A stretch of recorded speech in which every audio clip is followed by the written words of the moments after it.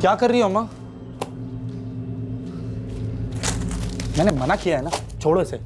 घर देख कैसे कबाड़ खाना बना के रखा है तूने। मेरा कमरा है अम्मा, मेरी जैसी मर्जी मैं वैसे रखूंगा। ऐसा नहीं होता है अभय। मैं कबाड़ी वाले को बुलाती हूँ, अरे 4 पैसे तो मिल जाएंगे और तेरा कमरा इंसानों वाला लगेगा। कोई भी नहीं आ रहा है इस कमरे में, और तुम भी नहीं। अपने बाकी घर को बनाओ जो इंसानों वाला घर बनाना है, मुझे बख्श दो। और हाँ, जब बाहर जाओ तो दरवाजा बंद कर देना।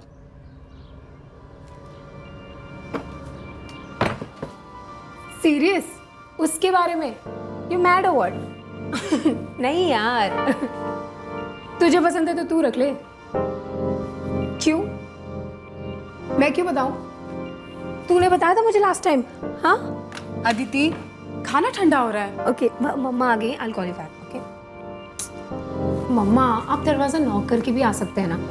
पहले तो आप मुझे बोलते हैं कि अंदर से दरवाजा लॉक मत करो, फिर ऐसे अचानक से आ जाते हैं। अपने घर में आने के लिए परमिशन चाहिए, और अचानक से मतलब 3 बार आवाज दिए तुझे। पर मम्मा कान में हेडफोन्स थे ना। नहीं तो हेडफोन्स कब नहीं होते हैं। चलो जल्दी आ जाओ आप।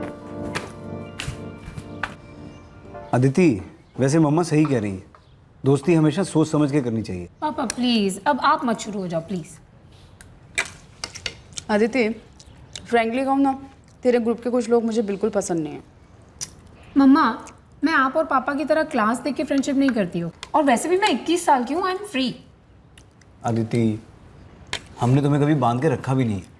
हम सिर्फ इतना कह रहे हैं कि अपने लिए जिम्मेदार रहो, ध्यान रखो अपना, बस। पापा, मेरे सारे फ्रेंड्स मेरे कॉलेज टाइम के फ्रेंड्स हैं, वो कोई गैंगस्टर या टेररिस्ट नहीं है।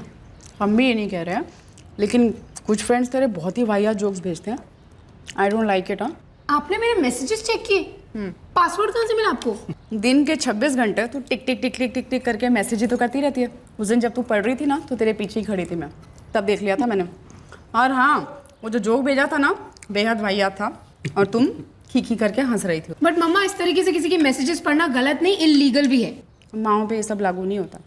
नो कानून फॉर माँ। एक मिनट, अब तुम्हारी गर्मा गर्मी में खाना फिर से ठंडा हो गया। मम्मा, आपकी खैर नहीं। हाँ, मैं आपको देख लूंगी। तुम मुझे देख लियो।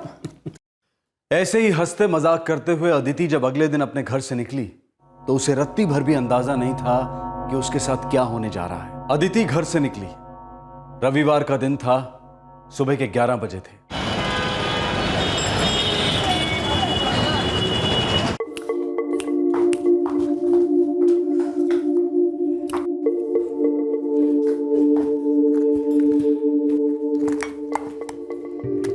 अदिति, लंच पे घर आने वाली हो ना?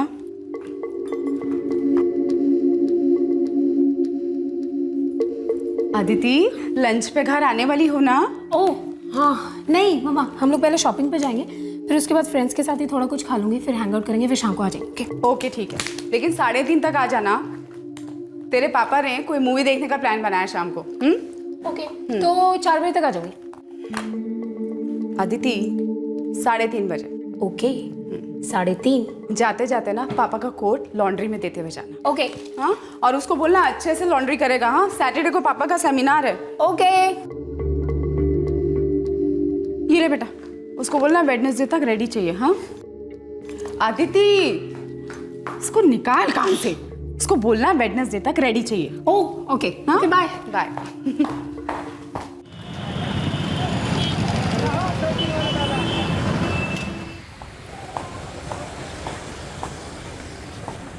अंकल, ये लीजिए, वेडनेसडे तक रेडी कर दीजिएगा, और मम्मा ने बोला है कि थोड़ा संभाल के ड्राई क्लीन करिएगा। लगता है राजेंद्र साहब का फिर से कोई कॉन्फ्रेंस आ रहा है। जी ठीक है अदिति, बुधवार तक कोर्ट को चमका देते हैं। हाँ,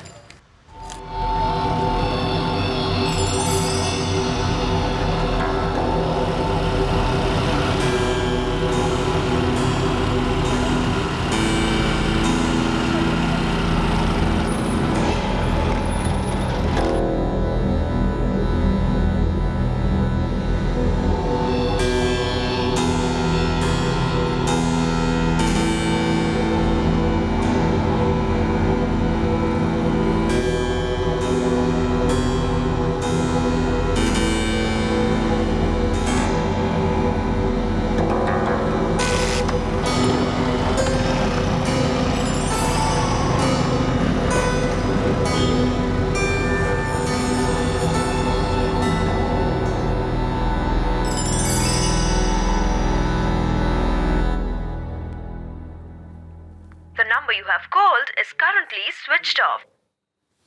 स्विच ऑफ? स्विच ऑफ तो होता नहीं है कभी इसका फोन।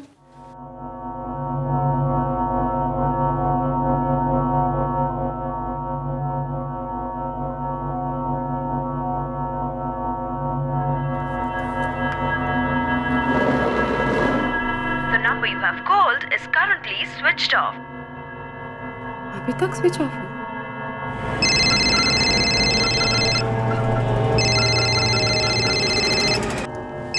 हाँ बोलो नलिनी। तुम्हारी लाडली अभी तक फोन स्विच ऑफ करके बैठी हुई है। 3:45 हो रहे हैं, पता है? तुमने सुबह से 10-20 फोन कर दिए होंगे। अरे बाबा, सुबह से एक भी फोन नहीं किया। फोन तो छोड़ो, SMS तक नहीं किया। अरे उसका फोन आउट ऑफ कवरेज होगा। अदिति अपना फोन स्विच ऑफ करती कहाँ है? 24 घंटे तो फोन पे लगी रहती है। लेकिन शॉपिंग मॉल में नेटवर्क कब नहीं होता ये बताओ। मैं भी घर आ ही रहा हूँ ना, देखना मेरे आने से पहले वो पहुंच जाएगी। ओके। हम आपको ऑलरेडी बता चुके हैं कि अदिति घर नहीं आई, लेकिन आगे जाने से पहले थोड़ा पीछे जाते हैं। रिवाइंड करते हैं सुबह 11:15 बजे लॉन्ड्री में कोट देने के बाद अदिति एक लड़के के साथ बाइक पर कहीं चली गई। अदिति के पेरेंट्स को कोई आइडिया नहीं था कि वो किसके साथ कहां गई। ये मीटिंग अदिति और सिर्फ अदिति ने प्लान की थी।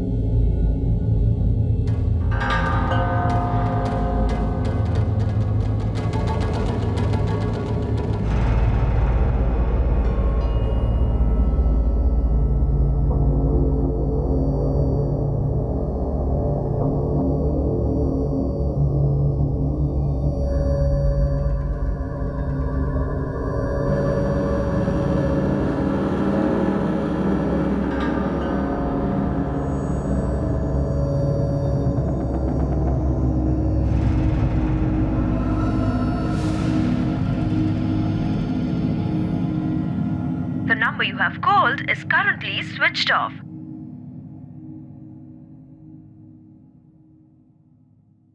क्या हुआ? अभी तक स्विच ऑफ है। हाँ। ये इतनी देर तक तो कभी भी स्विच ऑफ नहीं रखती। उसको पता नहीं था कि 3:30 बजे घर आना है। अरे भूल गई होगी, अपने फ्रेंड्स के साथ कहीं बिजी होगी। एक बात कहूँ राज, मुझे ना कभी कभी बहुत डर लगता है। ये हमारी बेटी इतनी बेपरवाह, इतनी केयरलेस कैसे हो सकती है? केयरलेस और केयर फ्री में फर्क होता है। ये जनरेशन अलग है। कम ऑन राज, जो बात गलत है ना वो गलत है, चाहे फिर वो कोई भी जनरेशन हो। आदित्य अभी बच्ची है और ये सब बचपन में नहीं होगा तो कब होगा? अरे 21 साल की हो गई है।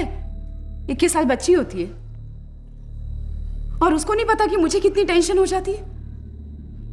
अरे कैसे कैसे ख्याल आ रहे हैं मन में। चलो फोन नहीं कर सकती थी, कम से कम एक SMS तो कर देती। अरे रिलैक्स नलिनी, वो आ जाएगी।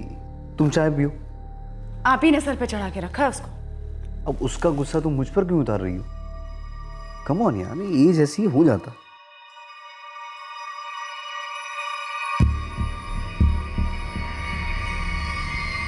The number you have called is currently switched off. Please try again later. Thank you.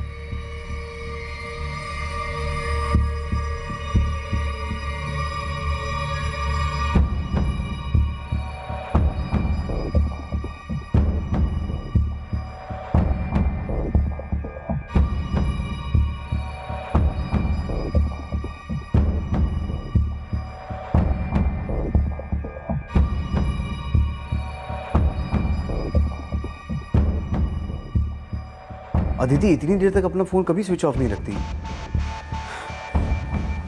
सुनो राज, मेरा बहुत दिल घबरा रहा है। अरे अपने फ्रेंड्स के साथ गई थी, अगर उसका फोन स्विच ऑफ हो गया था तो अपने किसी फ्रेंड के फोन से तो कर सकती थी। तुम्हें पता अपने कौन से फ्रेंड्स के साथ गई थी वो? डिटेल्स देती है क्या आपकी बेटी कभी? बस इतना कह के गई थी कि फ्रेंड्स के साथ घूमने जा रही है। एक काम करो, तुम्हारे पास उसके जितने भी फ्रेंड्स के नंबर्स हैं ना, मुझे दो।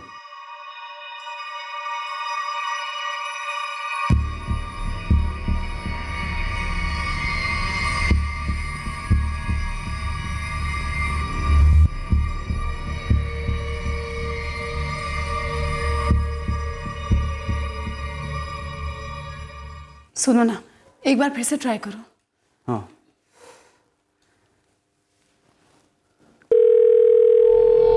थैंक गॉड रिंग हो रहा है। मैं कह रहा था ना फोन करेगी, हम लोग बिना बात के टेंशन ले लेते। हेलो अदिति, कहाँ हो बेटा? हेलो अदिति, अदिति तुम्हें मेरी आवाज आ रही है?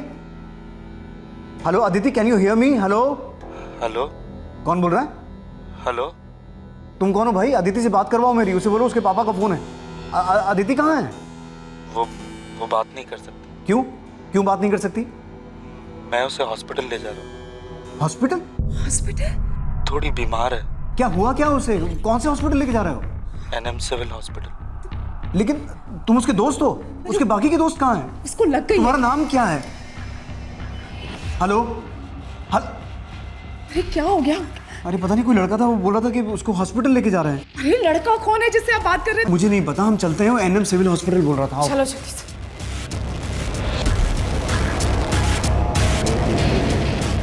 एक तो ये फोन नहीं उठा रहा।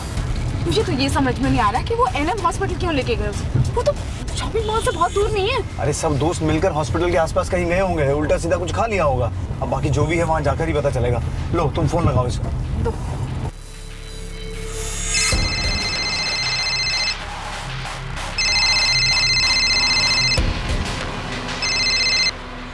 हेलो हेलो, जी हाँ मैं अदिति का पापा बोल रहा हूँ, जरा अदिति से बात करवाओ मेरी।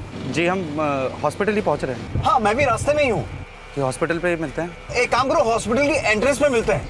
जी हेलो हेलो,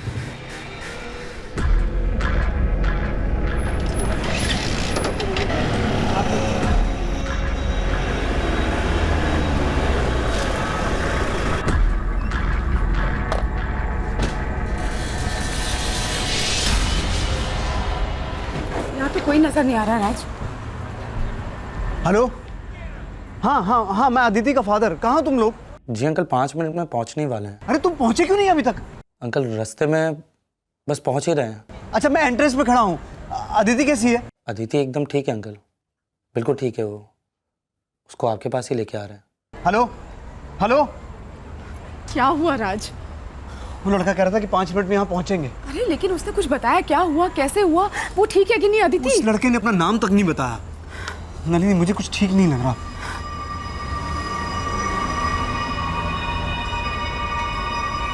राज 20 मिनट हो गए, फोन लगाओ जल्दी से। 5 मिनट बोला था उन्होंने।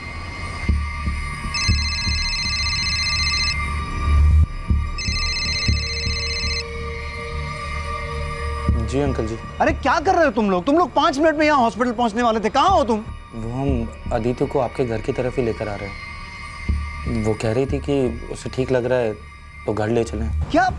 तुम बात करवाओ मेरी अदिति से, अभी बात करवाओ उससे। वो बात नहीं कर सकती। क्यों बात नहीं कर सकती? उसको अभी गोली दी है तो सो रही है। हाँ तो जगाओ उसे, बात करवाओ मेरी उससे। आप एक काम कीजिए, आप घर की तरफ निकलिए। जब पहुंचेंगे तो अदिति आपको वहीं पर ही मिलेगी। हेलो हेलो, अब ये लड़का कह रहा है कि अदिति को घर ड्रॉप कर रहे हैं। अरे पता नहीं क्या कर ऐसे रहे कैसे? हैं। The number you low have अब फिर called फोन स्विच ऑफ है उसका। अरे लेकिन ये लड़का है कौन? मुझे नहीं पता, तुम बैठो घर चल के देखते हैं। अब ये भी स्विच ऑफ आ रहा है क्या? हाँ मेरी कुछ समझ में नहीं आ रहा है क्या हो रहा है। ट्राई करो, ट्राई करते रहो।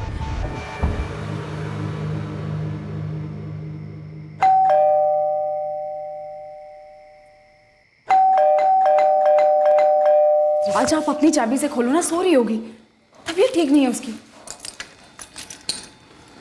जल्दी खोलो। अदिति, अदिति अदिति, अदिति, अदिति बेटा।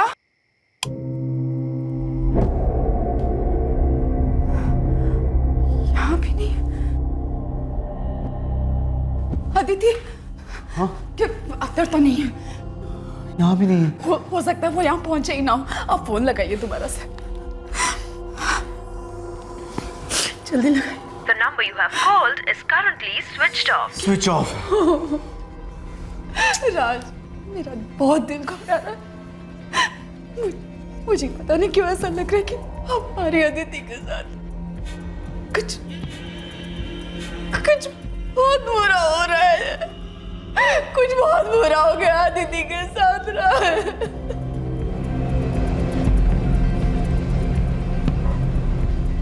सर अदिति अपना फोन साइलेंट पे ही नहीं रखती, स्विच ऑफ तो बहुत दूर की बात है। जिस लड़के ने आपको फ़ोन किया था उसने आपको अपने बारे में कुछ भी नहीं बताया? नहीं सर, मैंने जितनी बार भी उसका नाम पूछा या तो उसने टाल दिया या फोन काट दिया। यंग सी आवाज़ थी। लेकिन फिर भी आपकी बेटी ने घर से निकलने से पहले आपको कुछ तो बताया होगा। वो कहाँ जा रही है, किसके साथ जा रही है? जी नहीं सर, उसने बस इतना कहा था कि अपने फ्रेंड्स के साथ घूमने जा रही है। और मैंने उसके काफ़ी फ्रेंड्स को फ़ोन किया लेकिन वो किसी के साथ नहीं गई, किसी को कुछ पता ही नहीं है। कोई बॉयफ्रेंड? एक था विजय त्रिपाठी।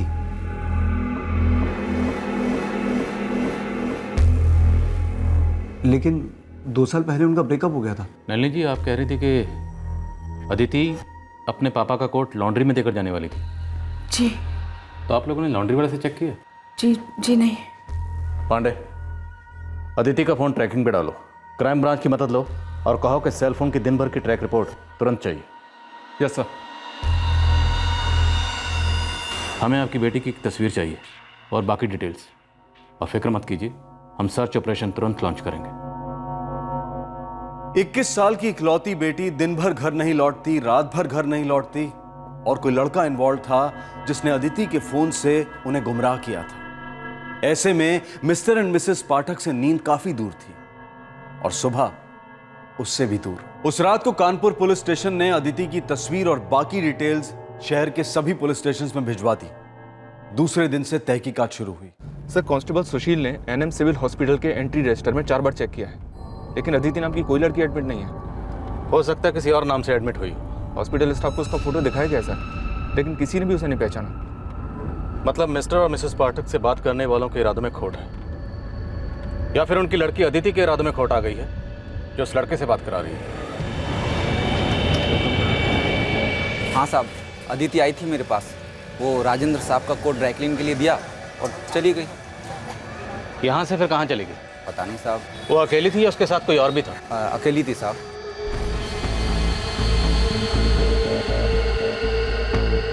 तो सर, सोसाइटी के गेट के पास एक सीसीटीवी कैमरा है और दूसरा कैमरा वहाँ बिल्डिंग के कॉर्नर पर है। इन दोनों कैमरास की फुटेज मंगवाओ, सुबह 11 से 12 के बीच की। बोल दिया सर, सीडी बन रही है। विजय त्रिपाठी का क्या हुआ? अदिति का एक्स बॉयफ्रेंड फोन उठा नहीं रहा है, लेकिन मैंने उसके नंबर पे मैसेज छोड़ दिया।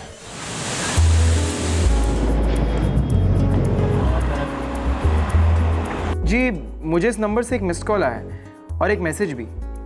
मैं विजय त्रिपाठी बोल रहा हूँ। विजय, मैं कानपुर से सब इंस्पेक्टर पांडे बोल रहा हूँ। क्या तुम कल अदिति के साथ थे? अदिति पाठक? अदिति पाठक? जी नहीं, मुझे तो अदिति को मिले हुए भी 1.5 साल से ऊपर हो गया है। तो कल कहाँ थे तुम? जी, मैं मुंबई में 8 महीने से कानपुर नहीं गया हूँ। मैं यहीं पे जॉब करता हूँ, लेकिन क्या आप बता सकते हैं कि अदिति के साथ क्या हुआ है? गायब है। गायब मतलब? गायब मतलब मिसिंग। क्या तुम उसके किसी ऐसे दोस्त को जानते हो जिससे हम बात कर सकते हैं? जी हाँ, मैं जानता तो काफ़ी दोस्तों को हूँ, लेकिन मुंबई आने के बाद मेरा टच छूट गया है। टच में तो हम ले आएंगे उन्हें। तुम एक काम करो, सारे नंबर से SMS कर दो। मैं अभी करता हूँ। ये देखो, ये लड़की लॉन्ड्री की दुकान में आई, वहाँ आके उसने कोट दिया। कोट देने के बाद ये निकले। सर, सोसाइटी गेट के राइट हैंड कॉर्नर पे जो CCTV है उसकी फुटेज से पता चलेगा।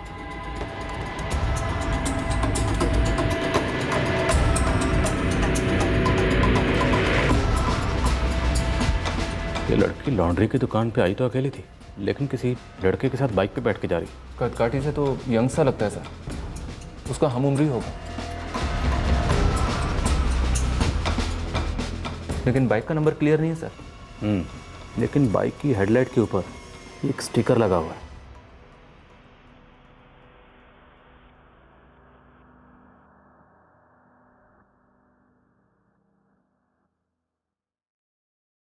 नहीं सर, हम नहीं जानते ये हेलमेट वाला लड़का कौन है। लेकिन आपकी बेटी इसी लड़के के साथ गई है। और पाठक साहब, हमें यह भी लगता है कि जो लड़का आपसे फ़ोन पे बात कर रहा है वो लड़का यही है। सर, हमारी बेटी बहुत फ्रेंडली और कॉन्फिडेंट है। हमने उस पर कभी किसी चीज़ की कोई रोक टोक नहीं लगाई, पर ऐसा कभी भी नहीं हुआ कि अदिति कहीं गई हो और उसने हमें बताया ना हो। राजेंद्र जी, हो सकता है कल से पहले ऐसा कभी नहीं हुआ होगा, लेकिन कल ऐसा ही हुआ है। हम सेल लोकेशन से पता लगा लेंगे कि ये लड़का आपसे कहाँ से बात कर रहा था। एक बार ये पता चल गया कि ये लड़का कहाँ है तो ये भी पता चल जाएगा कि आपकी बेटी अदिति कहाँ है। जी सर, आपने जो सीसीटीवी ग्रैब भेजा वो मैंने चेक किया। आई एम सॉरी सर, लेकिन मैं उस हेलमेट वाले आदमी को पहचान नहीं पा रहा हूँ। मैं जानता हूँ विजय, सीसीटीवी में से पहचान पाना थोड़ा मुश्किल है, लेकिन फिलहाल हमारे पास यही एक सबूत है। तो अगर इस बारे में हमें थोड़ी सी भी हिंट मिल जाए तो अदिति को ढूंढने में बहुत बड़ी हेल्प होगी। सर काश मैं आपकी हेल्प कर सकता, लेकिन मैं उस आदमी को पहचान ही नहीं पा रहा हूँ। 1.5 साल हो गए मुझे और अदिति को अलग हुए, तब से पता नहीं उसने कितने दोस्त बना लिए होंगे। वैसे भी वो हमेशा फ्रेंड से घिरी रहती थी। अगर तुम्हें कुछ भी याद आता है तो मुझे तुरंत बताना। जी बिल्कुल sir.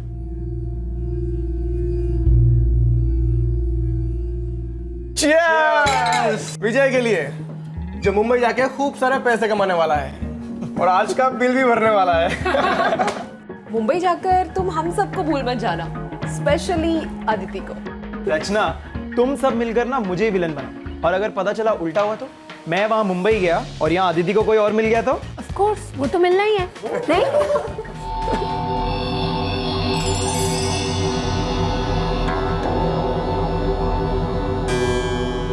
So, no hard feelings, हाँ?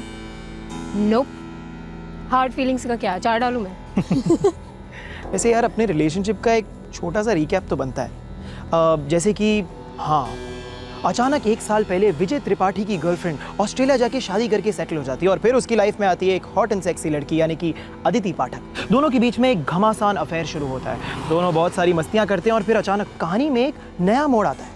विजय त्रिपाठी चला जाता है मुंबई अपनी जॉब करने के लिए और दोनों के रास्ते अलग हो जाते हैं। लेकिन क्योंकि दोनों का रिलेशनशिप एक ओपन रिलेशनशिप है तो दोनों के रिलेशनशिप में ना ही कोई गम होता है ना ही कोई दर्द होता है, लेकिन होता है तो बस ढेर सारी बेस्ट विशेस और ढेर सारी सेक्सी यादें। अब आगे आगे आगे आई डोंट नो यार, व्हाटएवर। तुझे बॉम्बे जाना है, फ्रीडम चाहिए, नई गर्लफ्रेंड्स बनानी है, तो I don't know. Of course तू तो ऐसे बोल रही जैसे यहाँ पर तुझे कोई लड़का मिलेगा ही नहीं। तुझे पता है ना, आधा कानपुर फिदा है तुझ पे। Know like seriously, I mean तू किसी लड़के से नॉर्मली मौसम की भी बात करे ना तो उसे लगता है कि हाय काश यही मेरी गर्लफ्रेंड होती। और वैसे भी तू तो थोक के हिसाब से लड़कों से बात करती है बाय द वे। तू जा बे, तू बॉम्बे जा और ऐश कर। 1 मिनट, तू कहीं सेंटी तो नहीं हो रही ना? सेंटी? और मैं, वो भी तेरे लिए? तो मुझे बिल्कुल भी नहीं जानता ना। या आई नो यू, तू कभी सेंटी नहीं होती। तू जहाँ भी रहेगी खुश रहेगी। यस। जहाँ भी रहेगी कूल रहेगी, राइट? राइट।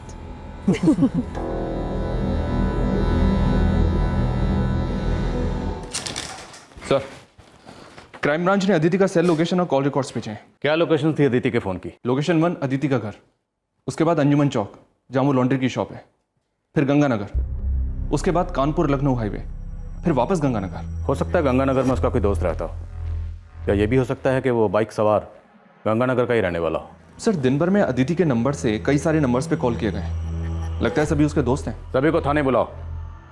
2 दिन होने को आए हैं अदिति को गायब हुए। ये लड़की खुद अपनी मर्जी से कहीं चली गई है या कोई हमें गोल गोल घुमाने की फिराक में है?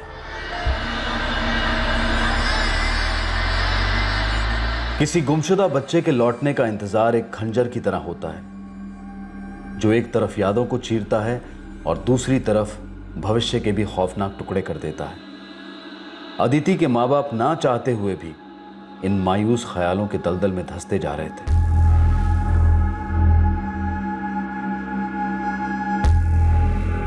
अदिति के 40 से भी ज्यादा दोस्तों की पूछताछ की गई, पर उनमें से किसी ने भी ये नहीं बताया कि अदिति कहां हो सकती है या किसके साथ गई होगी।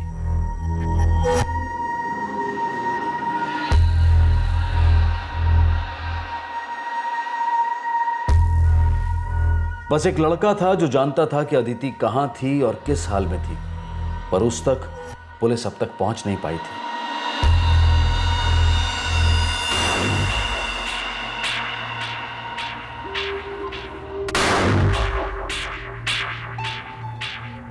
अदिति हवा हो गई थी या फिर कुछ और हो गई थी। 2 दिन हो गए थे और अदिति की कोई खबर नहीं आई थी, लेकिन दूसरे दिन की रात को यह सस्पेंस खत्म हो गया और खुला एक खौफ का पिटारा।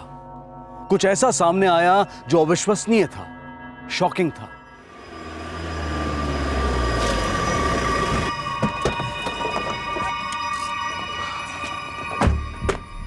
शाम के वक्त एक आदमी इस रास्ते से गुजर रहा था। यहाँ पड़े कुछ बैग्स पर उसने खून देखा, उसे लगा कुछ गड़बड़ है, इसलिए उसने तुरंत पुलिस को फोन किया। चेक करो क्या इसमें।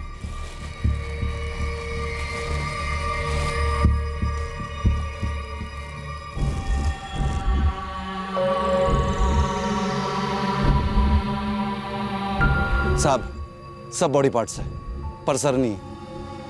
किसी औरत के बॉडी पार्ट्स लगते हैं, कोई जवान लड़की भी हो सकती है। लगता तो ऐसा ही है सर।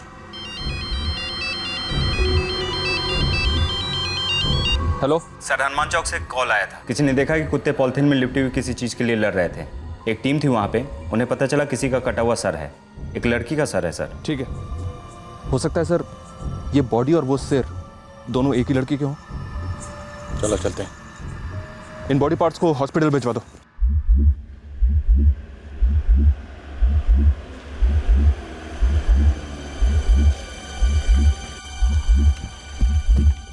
सर 99% उसी लड़की का सर है, आदिति पाठक जो गायब है। ला ला इधर ला।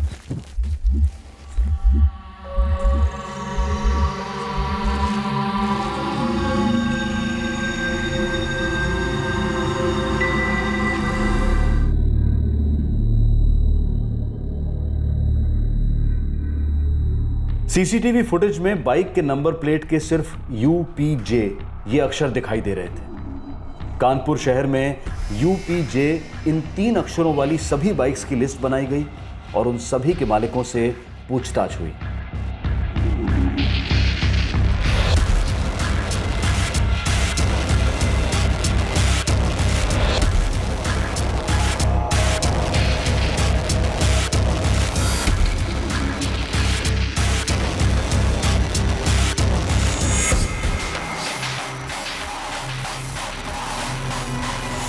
पूरे 3 दिन 24 घंटे पुलिस ने अपने हर मुमकिन सोर्स के थ्रू उस बाइक को ट्रेस करने की कोशिश की जिस पर अदिति उस हेलमेट वाले लड़के के साथ गई थी। एक जवान लड़की की इस तरह की भयंकर हत्या ने पूरे शहर के रोंगटे खड़े कर दिए थे और पुलिस पर जबरदस्त दबाव था। अदिति के गायब होने के 5 दिन बाद और उसकी टुकड़ों में कटी लाश मिलने के 4 दिन बाद एक बहुत ही अजीब तरीके से कानपुर पुलिस अदिति के हत्यारे तक पहुंच गई।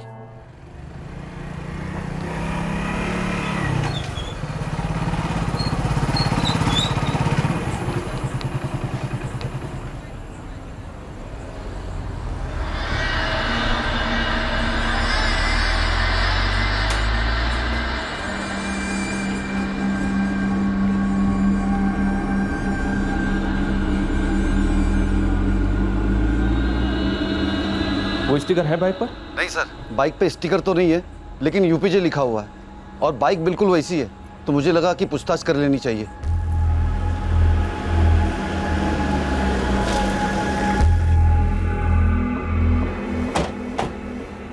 सर, यही बाइक है।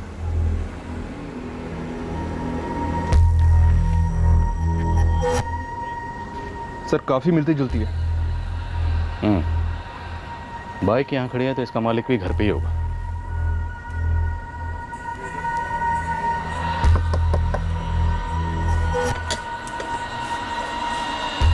जी, ये बाइक तुम्हारी? हाँ। अदिति पाठक को जानते थे? कौन अदिति पाठक सर? न्यूज़पेपर नहीं पढ़ते? टीवी न्यूज़ में तो देखा होगा। वही लड़की जिसकी लाश टुकड़ों में मिली थी। ओह हाँ सर, सुना था मैंने, पर मैं उस अदिति पाठक को नहीं जानता हूँ सर। सर बाइक पे यहाँ पर स्टिकर था, लेकिन लगता है कि इसे हाल ही में निकाला गया है।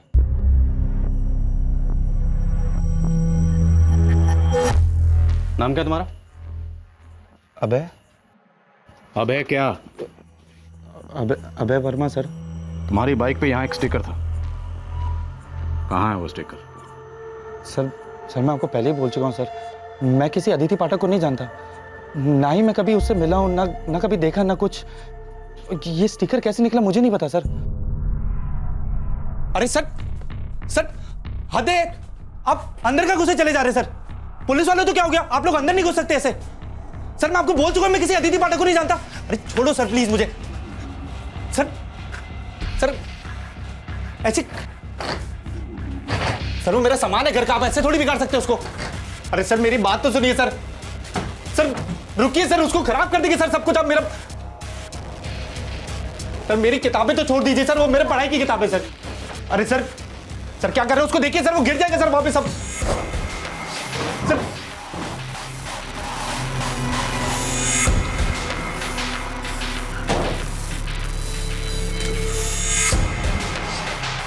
सर सर देखिए, मैं आप लोगों को पहले बोल रहा हूं सर, आप लोग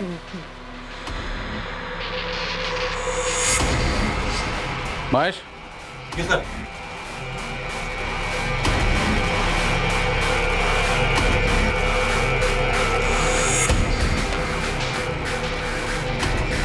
अबे वर्मा, तुम अदिति पाठक को जानते थे। तुम ये भी जानते थे कि उस दोपहर को वो कहां गई थी। बिल्कुल जानता है सर। ये वही हेलमेट है। सर ये देखिए। सच कहूं तो तुम्हारा चेहरा देखकर घिन आ रही है मुझे। अब जल्दी बोलो कि तुमने अदिति को क्यों मारा, वरना तुम्हारी वो हालत करूंगा कि तुम्हें खुद से घिन आने लगेगी। वो मतलब? मैं बहुत सीरियस था अदिति के लिए। 2 साल से हम लोग साथ में थे, बॉयफ्रेंड गर्लफ्रेंड थे। मिले कैसे? उसके बॉयफ्रेंड ने मिलवाया था। विजय त्रिपाठी। तो मतलब तुझे उसकी याद नहीं आएगी कभी? तू उसको मिस नहीं करेगा? इंसान है, यादें हैं तो आएंगी। लेकिन वैसे एक बात कहूँ, इतनी भी कोई याद नहीं आएगी। एक्चुअली ना, मैंने और अदिति ने पहले ही डिसाइड किया था कि हमारे बीच जो भी था ना, अब वो नाम के लिए भी नहीं होगा। जब तक जो भी था, जैसा भी था, अच्छा था। लेकिन अब नहीं है। अब अपने अपने रास्ते जाओ, अपनी अपनी जिंदगी जियो। मैं अदिति को पहले भी विजय के साथ कई बार मिला था, और उसी के फोन से मैंने अदिति का नंबर चुराया था और फिर कॉल कर दी। फिर फ्रेंडशिप हुई, अच्छी फ्रेंड्स दोनों तरफ से, और फिर लव हुआ मेरी तरफ से। पर उसकी तरफ से नहीं। ऐसे कैसे हो सकता है सर? दोस्ती दोस्ती में कोई फिजिकल थोड़ी होता है। एक बार नहीं, 2 बार नहीं, हमारे बीच में कई बार हुआ। उसके बाद कहती प्यार नहीं है।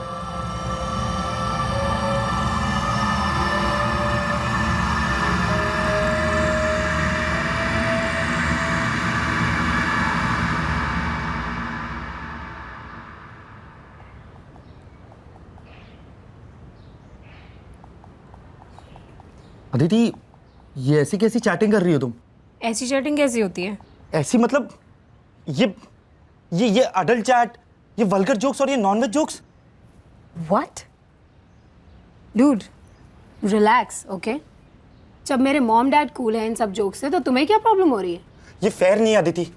मैं पहले ही बता रहा हूँ तुम्हें। क्या फेयर नहीं है? ये जो रैंडम लड़के तुमको अडल्ट जोक्स भेजते, तुम उसको स्माइली और थम्स अप करके रिप्लाई करती हो। तो प्रॉब्लम क्या है? सिर्फ लड़कों को मजा आता है क्या? How dare you! अभय, मेरा फोन वापस दो। मेरा फोन कोई छूता नहीं है। फोन वापस दो प्लीज। ये राजेश, ये विक्रम, ये कौन सा ग्रुप है तुम्हारा? ये मेरे फ्रेंड्स का ग्रुप है and it's none of your business, okay? Just give it back. ये चैट करती हो ना तुम? हाँ, इतना वल्गर, इतना भद्दा। एक्सक्यूज मी, ये जोक्स मैंने बनाए नहीं है, समझे? ये जोक्स फॉरवर्ड होते हैं और हम सिर्फ शेयर करते हैं और कमेंट करते हैं, समझे? ये लल्लू जैसे क्या बात कर रहे हो तुम? और ये भी जोक है ना? हाँ, मेरे ऊपर जोक होगा। दूसरे लड़कों के साथ सेल्फीज। बॉयफ्रेंड मैं हूं तुम्हारा, और सेल्फीज दूसरे लड़कों के साथ खिंचाती हो तुम। क्या माजरा है अदिति? तुम इतना भी लल्लू मत समझना मुझे। भाई, तुम्हारे किसी भी सवाल का जवाब नहीं मिलेगा, समझे? एक तो मेरी प्राइवेसी इन्वेट करते हो, ऊपर से हर चीज में अपना एक मैं घुसा देते हो, चीजों को पर्सनली लेते हो। इनसिक्योर हो तुम, समझे? इनसिक्योर हूं मैं?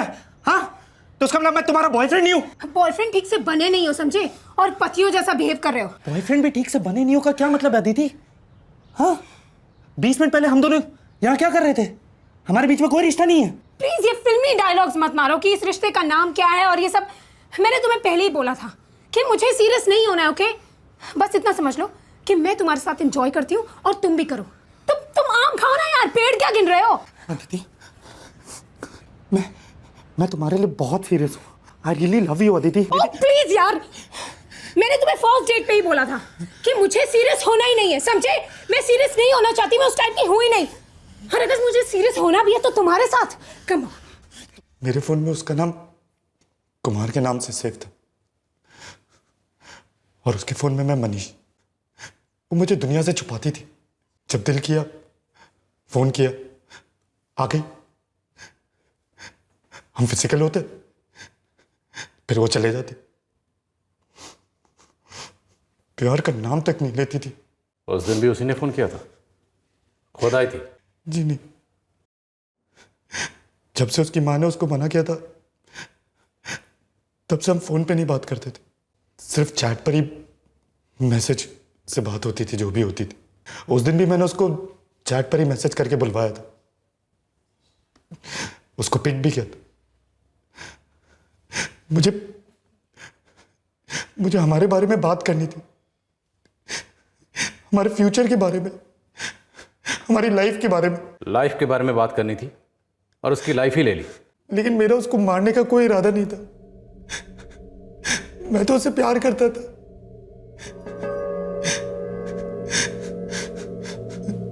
लेकिन उसने मुझे इतना गुस्सा दिला दिया, इतना गुस्सा दिला दिया कि बस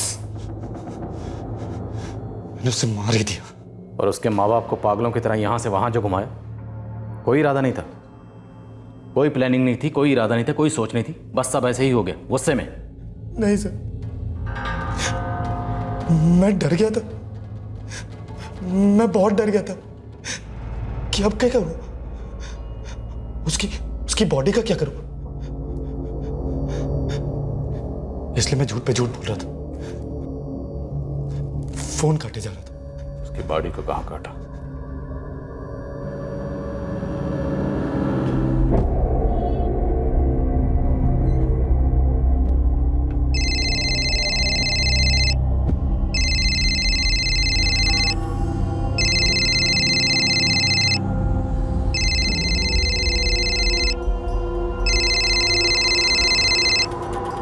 हेलो हेलो जी हाँ, मैं अदिति का पापा बोल रहा हूँ। जरा अदिति से बात करवाओ मेरी। जी हॉस्पिटल पे ही मिलते हैं। तुम्हारा नाम क्या है?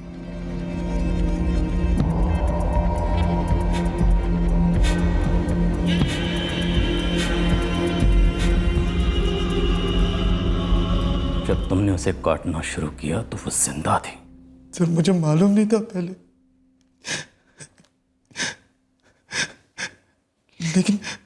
लेकिन जैसे मैंने उसे काटना शुरू किया उसकी बॉडी गर्म थी, खून गर्म था। तुमने जब उसे काटना शुरू किया तुम्हें पता था कि वो जिंदा है, फिर भी तुम नहीं रुके। सर बहुत देर हो चुकी थी सर, मैंने उसे काटना शुरू कर दिया था। तुमने एक लड़की को सिर्फ इसलिए मार डाला क्योंकि तुम्हें लगा वो तुम्हारे साथ सीरियस नहीं है। तुम्हें लग रहा था वो तुम्हारी जिंदगी बर्बाद कर देगी, लेकिन जिंदगी तो तुमने बर्बाद की। तुमने अदिति के माँ बाप की, अपने माँ बाप की और खुद अपने।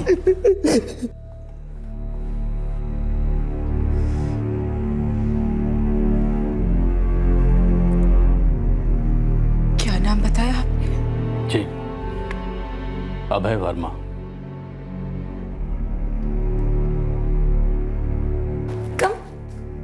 मम्मा, ये अभय है। नमस्ते। I'll just get ready and come. Okay?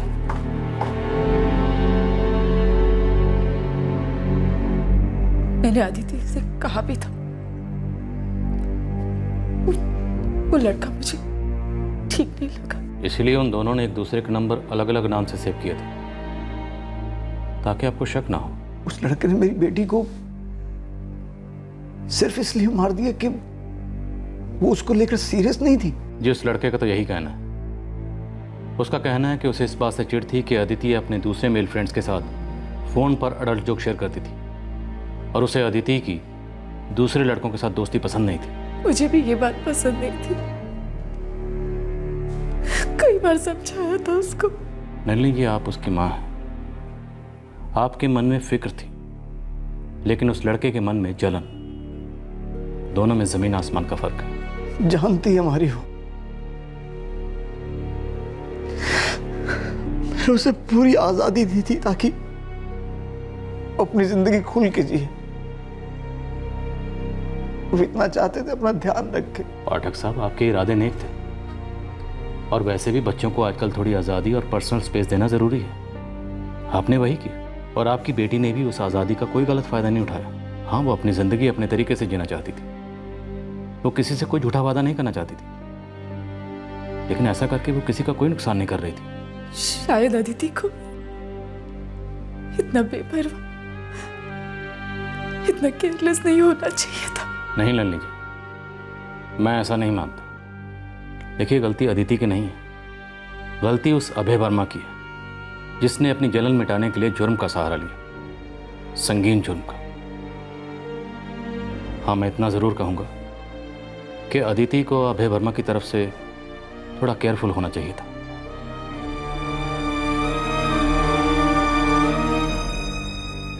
ऐसा क्यों किया तूने? ऐसा क्यों किया? पता नहीं माँ, पता नहीं कैसे हो गया। मुझे बहुत गुस्सा आ गया था। अरे तूने किसी की जान ले ली है, और वो भी इतनी भयानक तरीके से। तुमने एक लड़की को नहीं काटा है भाई, हमारे टुकड़े टुकड़े कर दिए। वो जुर्म के कपड़े जो तू इकट्ठा कर रहा था अखबार पढ़ के, वो सब इसके लिए था ना।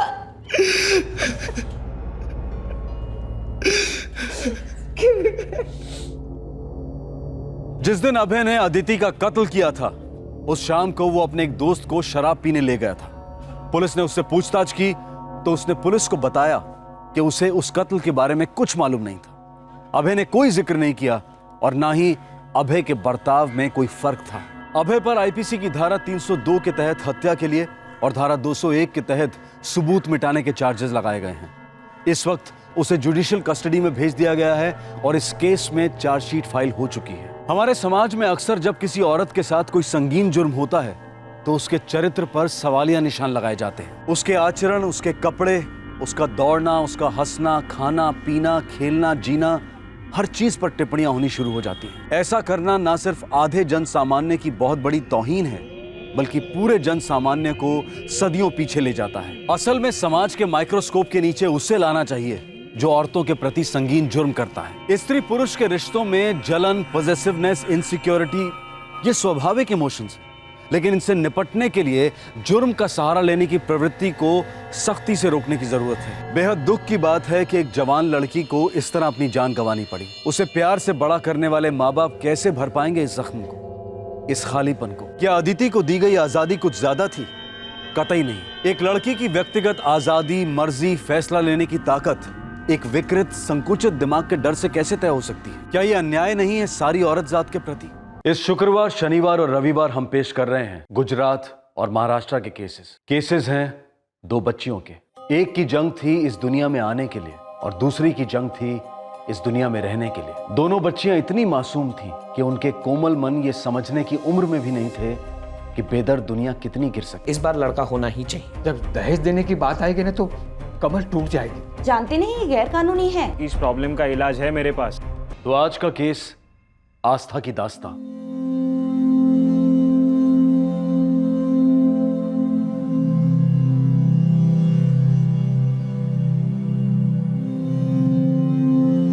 मुझे नहीं पता था कि इतने सारे चेकअप करवाने की क्या जरूरत थी।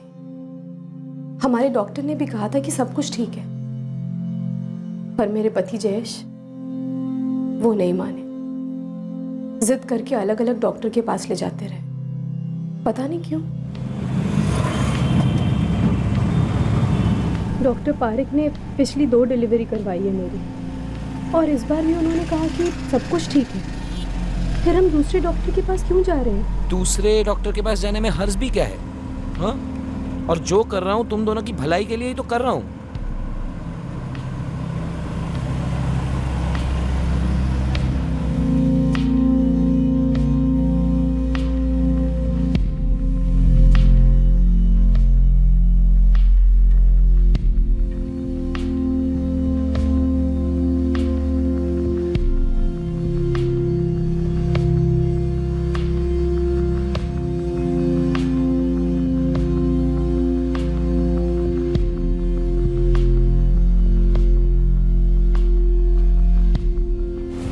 इस डॉक्टर ने भी कह दिया कि सब कुछ बिल्कुल ठीक है, मैं भी और हमारा बच्चा भी।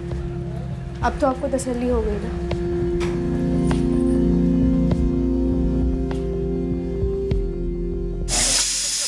सोसाइटी कंपाउंड में प्रोग्राम का आयोजन भी करने लगा है। सॉरी भीड़ भाई। सॉरी। देखिए भाई साहब, सोसाइटी के कुछ नियम होते हैं और नियमों के अनुसार सोसाइटी का कोई भी सदस्य सेक्रेटरी के परमिशन के बगैर सोसाइटी के कंपाउंड में कोई भी प्रोग्राम नहीं कर सकता। हाँ, जयेश दिख रहा, क्या कहा डॉक्टर ने? कुछ नहीं, सब ठीक है, टेंशन लेने की कोई जरूरत नहीं है। हाँ, पर असली टेंशन के बारे में बताया कि नहीं? नहीं। लेकिन तूने पूछा तो था ना? हाँ, पर उन्होंने मना कर दिया। जानते नहीं ये गैर कानूनी है, पागल हो गए हैं आप। ये बोर्ड नहीं पढ़ा आपने? मैं नहीं बता सकती कि आपकी पत्नी की कोख में पल रहा बच्चा लड़का है कि लड़की। बा, बच्चे के बारे में जानना बहुत मुश्किल हो रहा है। इस बार सहन नहीं होगा हमसे। 2 बार मायूस हुए हैं और हम ही जानते हैं कि दोनों बार अपने मन को कैसे मनाया है, और अब नहीं।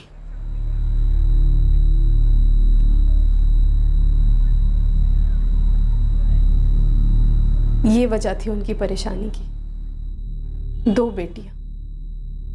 मेरे पति और सास ससुर चाहते थे कि इस बार बेटा ही होना चाहिए, पर क्या ये मेरे हाथ में था? क्या इसमें मैं कुछ कर सकती थी?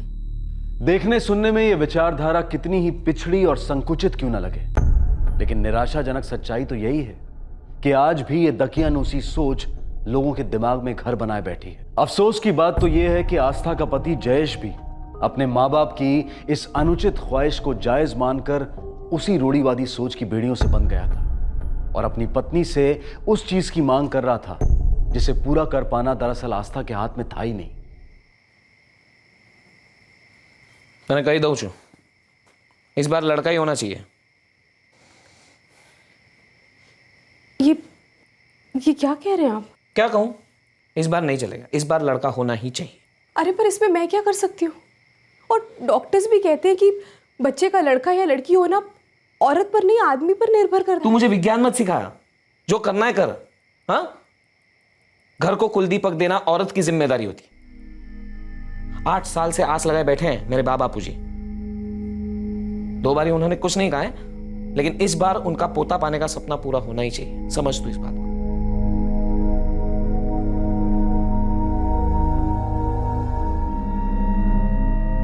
तू चिंता नहीं कर दिख रही। जहेश कुमार गुस्से में बोल गए होंगे।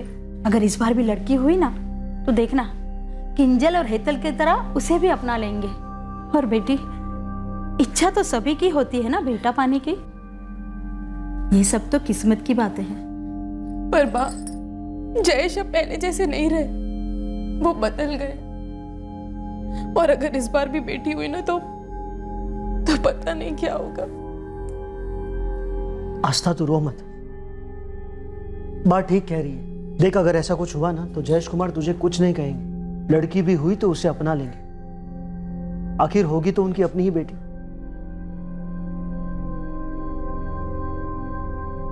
क्या बात इतनी आसान थी? जब मैं पहली बार मां बनने वाली थी, मेरे सास ससुर तो तभी से बेटे की उम्मीद लगाए बैठे थे। उन्हें तो पूरा विश्वास था कि लड़का ही होगा। पूरे मोहल्ले में कहते फिरते थे, बेटे के आने की खुशियां मना रहे थे। ले ले पेंडा ले, सेना पेंडा जी, मेरे यहाँ पोता आने वाला है। अरे तुम्हें पढ़ लियो।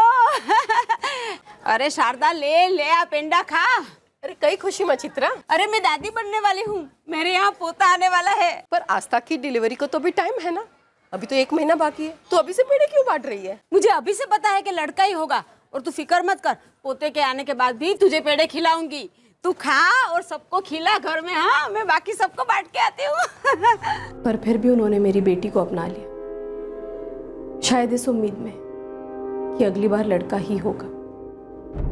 पर जब अगली बार भी लड़की हुई तो उनकी मुझसे लगाई सारी उम्मीदें टूट गई। एक प्यारा पति, ख्याल रखने वाले सास ससुर, सब बदल गए। आस्था की सास मानो उसे बेटियां पैदा करने की सजा दे रही थी। अब आस्था तीसरी बार मां बनने वाली थी उसे अंदाजा भी नहीं था कि उसके घर वालों के मन में क्या चल रहा है। जयेश और उसके पेरेंट्स आस्था और उसकी कोख में पल रहे मासूम की जिंदगी के साथ खेल रहे थे। बेटे की अंधी चाहत में एक गुनाह करने जा रहे थे।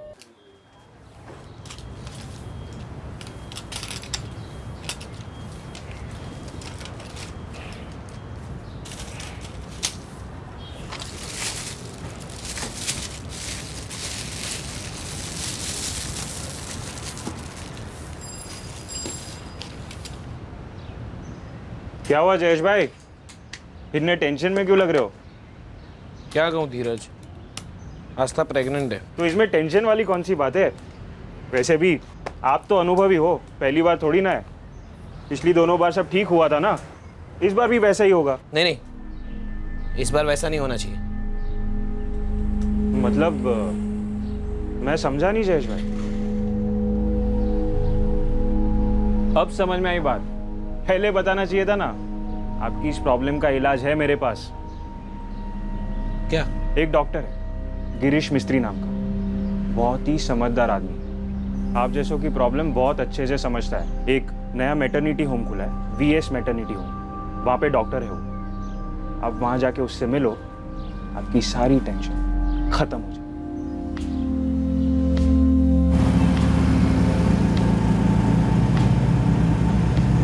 जयेश, हम अभी तो डॉक्टर पूजा के पास गए थे, अब फिर से इस नए डॉक्टर के पास जाने की क्या जरूरत है?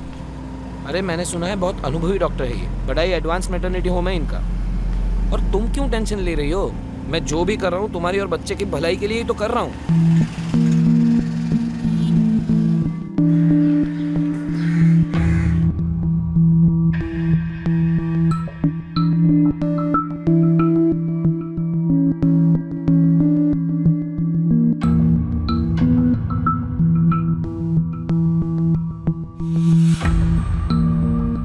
Everything is fine. जो दवाइयाँ चल रही है वही कंटिन्यू कीजिए, मैं बस एक टॉनिक ऐड कर रहा हूँ, ये लीजिए।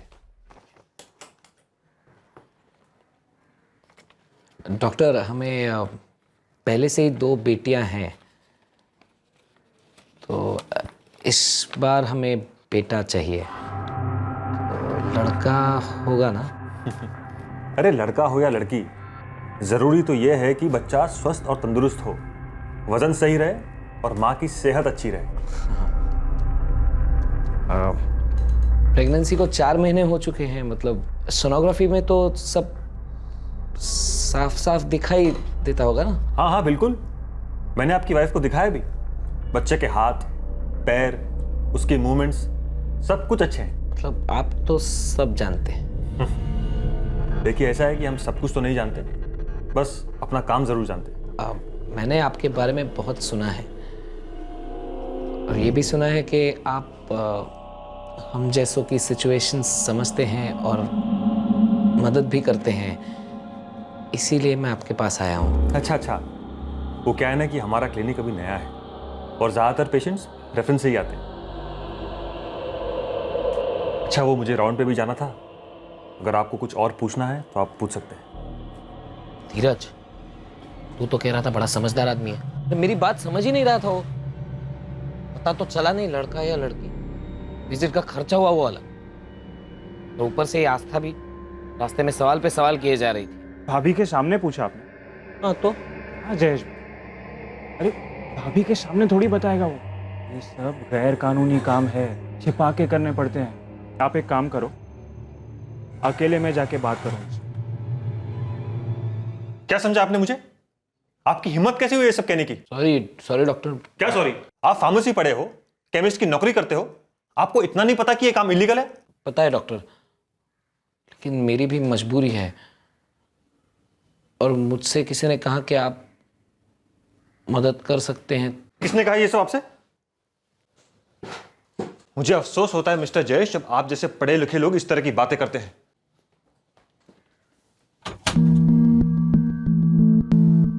किसने मेरे बारे में बताया आपको? जाने दीजिए ना डॉक्टर साहब, मुझसे गलती हो गई। गलती तो हुई है आपसे, आपको समझना चाहिए था कि इस तरह की बातें खुलेआम नहीं होती। और मिस्टर जयेश, ऐसे काम की कीमत होती है। क्या कीमत होगी? 15,000।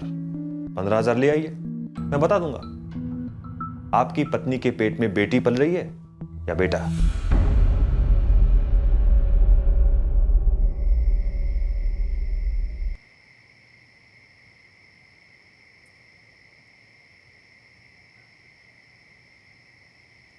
$15,000 देंगे तो बताएगा लड़का है या लड़की। ये सब डॉक्टर भी ना इंसान की मजबूरी का फायदा उठाते हैं। 15,000 बहुत ज्यादा है। हमारे वंश का नाम आगे बढ़े ना, वो ज्यादा जरूरी है। जयेश, तुम कुछ भी करके पैसों का बंदोबस्त करो। इस बार अगर लड़की हुई ना तो मैं उसका मुंह भी नहीं देखूंगी। Thank you. कब पता चलेगा डॉक्टर के लड़का है या? पता तो सोनोग्राफी करते वक्त ही चल गया था मिस्टर जयेश। आपके घर में लक्ष्मी आने वाली है। डॉक्टर साहब, मुझे नहीं चाहिए ये लड़की, आप कुछ कीजिए प्लीज। जयेश भाई, इसमें मैं क्या कर सकता हूं? हम सिर्फ लिंग परीक्षण कर सकते हैं, उसे बदल नहीं सकते। डॉक्टर साहब, मैं पहले से 2 लड़कियां पाल रहा हूं। ये बोझ क्या कम है कि और एक लड़की का बोझ उठाऊं? कुछ तो रास्ता होगा। एक रास्ता है जिससे तुम्हारा बोझ और नहीं बढ़ेगा। कैसे? आस्था के पेट में एक बार फिर से लड़की पल रही है। ये जानकर जयेश और उसके माँ बाप की सारी उम्मीदें चकनाचूर हो गई। पेट में पल रहे बच्चे का लिंग परीक्षण करवा के वो एक गैर कानूनी काम तो कर ही चुके थे, लेकिन अब जो वो कदम उठाने जा रहे थे वो सिर्फ एक गुनाह नहीं बल्कि हैवानियत थी। वो हर हाल में इस बच्ची को इस दुनिया में आने से रोकना चाहते थे। मैं नहीं जानती थी कि कोई इस हद तक भी गिर सकता है, और वो भी मेरा पति, मेरी बेटियों का बाप, मेरे होने वाले बच्चे को उसका अपना बाप, उसके अपने दादा दादी ही मारने की सोच रहे थे, और मैं इस बारे में कुछ नहीं जानती थी। प्रेगनेंसी को 4.5 महीने हो चुके हैं। ऐसे में अबॉर्शन करना बहुत रिस्की होगा, और अगर किया भी तो क्या तुम्हारी पत्नी इसके लिए तैयार होगी? आस्था कभी तैयार नहीं होगी। अब माँ की परमिशन के बगैर अबॉर्शन करना तो पॉसिबल ही नहीं। कुछ तो हो सकता है डॉक्टर। एक रास्ता है जिससे बच्चा भी गिर जाएगा और तुम्हारी पत्नी को पता भी नहीं चलेगा। ऐसा हो सकता है? कैसे? पैसों से। कितने? सिर्फ 20,000। ठीक है, मैं और 20,000 रुपयों का इंतजाम करता हूँ। आप बस इस बच्ची से छुटकारा दिलवाइएगा। पैसे लेकर आओ, मैं दवा तैयार रखूंगा। 10 दिनों तक अपनी पत्नी को खिलाते रहना, और अगर सब कुछ सही रहा तो बिना ऑपरेशन के ही तुम्हारा काम हो जाएगा।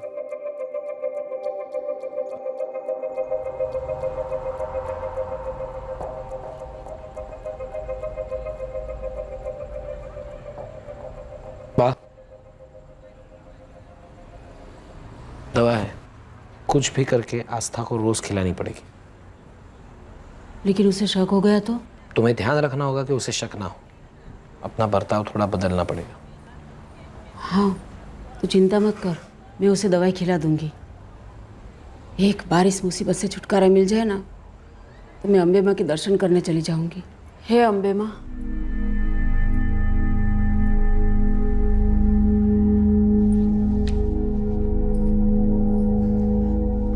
अरे अरे अरे बेटा, आटલું બધું वजन नहीं उपाड़। तुम्हारे और बच्चे के लिए अच्छा नहीं है। तुम्हारा ध्यान रखो तुम, हम है ना काम करने के लिए।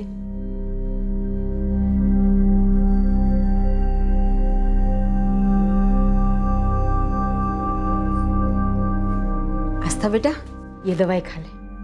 पर बाप, दवाई तो मैंने ले ली। ये खास दवाई है। वो जो मेरी सहेली है ना उषा, उसकी पहचान वाला डॉक्टर अमेरिका से डिग्री लेके आया है। उसकी बहू को डिलीवरी के वक्त यही दवाई खिलाई थी, और तुमको पता है उसकी बहू को 4 किलो का लड़का हुआ। तू भी चाहती है ना तेरा बच्चा तंदुरुस्त हो? हाँ, तो ले ये दवाई खा ले।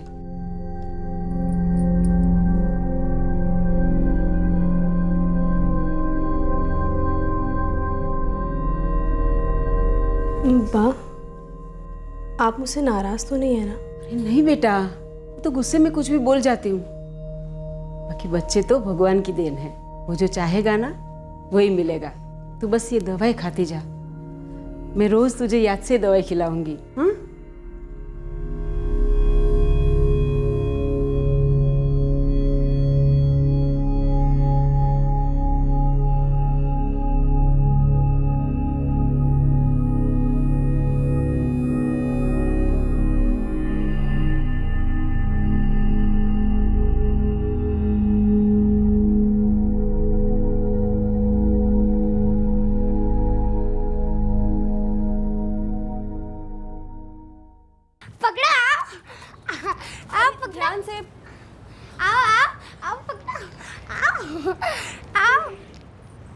जयेश दिख रहा 2 हफ्तों से रोज दवाई दे रही हूँ, लेकिन लगता नहीं कुछ असर हो रहा है। मुझे तो ऐसा लग रहा है पेट थोड़ा और बढ़ गया है। ये डॉक्टर मिस्त्री ने हमसे पैसा लेके हमें उल्लू तो नहीं बनाया ना? मैं पूछता हूँ डॉक्टर से जाके। तो एक काम कर, दूसरी डॉक्टर के पास ले जा बहू को चेकअप के लिए। अगर अभी भी उसके पेट में बच्चा बढ़ रहा है तो समझ ले कि तेरी बा का शक सही है। डॉक्टर मिस्री ने हमें उल्लू ही बनाया है।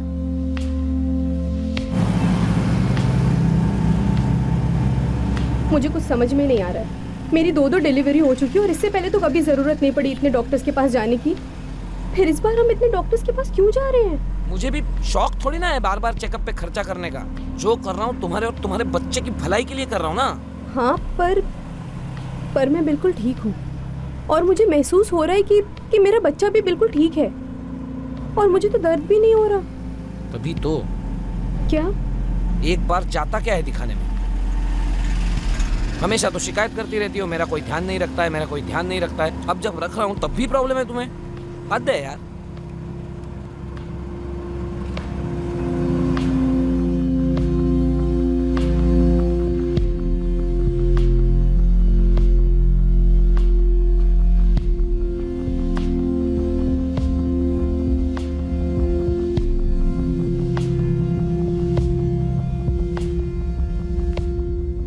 बच्चा बिल्कुल ठीक है।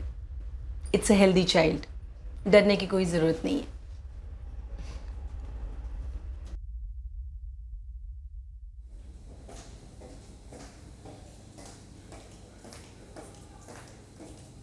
आस्था, तुम एक काम करो, तुम यहीं रुको, मैं डॉक्टर के पास जाके तुम्हारी दवाइयाँ वापस एक बार दिखा के आता हूँ। बैठो। आपका दिमाग तो ठिकाने पर है? 21वां हफ्ता चल रहा है आपकी वाइफ को, ऐसे में अबॉर्शन की बात कर रहे हैं आप? मैडम दरअसल वो हमें बच्चा नहीं चाहिए, वो गलती से रह गया था। 5 महीने के ऊपर हो चुके हैं अब। अगर अब अबॉर्शन करते तो माँ की जान को खतरा हो सकता है। आप ऐसा सोचिए भी मत और ना ही दोबारा ऐसी बात मुझसे कीजिएगा। अच्छा होगा आप अपनी पत्नी का ख्याल रखिए।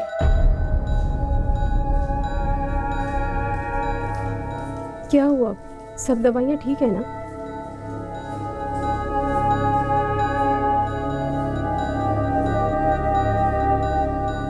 ये कौन सी दवाई दी थी आपने?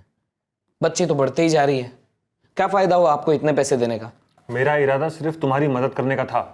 अब दवाई असर नहीं कर रही है तो उसमें मैं क्या कर सकता हूँ? आप बताइए डॉक्टर साहब, मैं क्या करूँ? मुझे नहीं चाहिए ये लड़की। अब कोई चारा नहीं है, ना दवा असर कर रही है ना अबॉर्शन हो सकता है। कुछ नहीं हो सकता अब।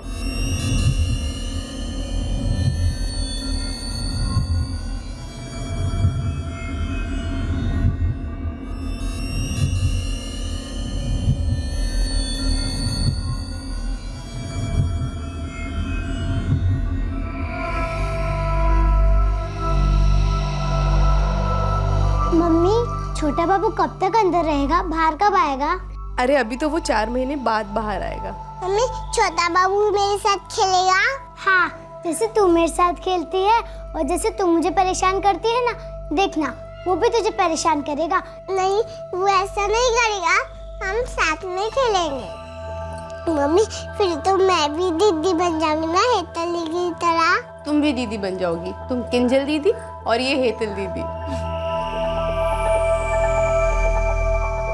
न जाने अम्बे माँ हमारी मुराद कब पूरी करेगी। जयेश बेटा कुछ करो ना। क्या करूं? क्या करूं मैं? कुछ समझ में नहीं आ रही मेरी।